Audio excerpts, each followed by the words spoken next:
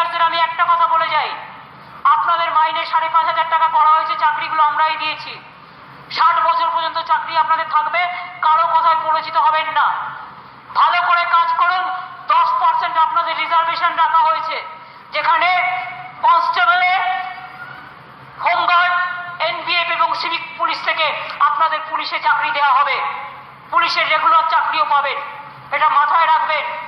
আপনাদের জন্য 5 লাখ টাকা করে স্বাস্থ্য সাথীও করে দেওয়া হয়েছে। আমরা যখন চাকরি দিয়েছি, ভবিষ্যৎ আমরা দেখব, কারো কথায় পা দেবেন না। আসার টাকা বন্ধ করে দিয়েছিল সেন্ট্রাল গভর্নমেন্ট, আমরা এখন 1,500 টাকা করে দিতাম, আরো 500 টাকা বাড়িয়েছি। আমি এত টাকা নেই, 40,000 কোটি টাকা কেটে নিয়ে যাচ্ছে। তাও আইসিডিএস এর মেয়েদেরও 500 টাকা বাড়িয়েছি।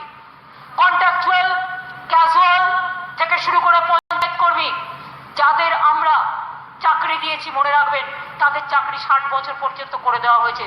চিন্তা করবেন না, আমাদের সরকার মামাটি মানুষের সরকার, জনগণের সরকার, গরিবের সরকার।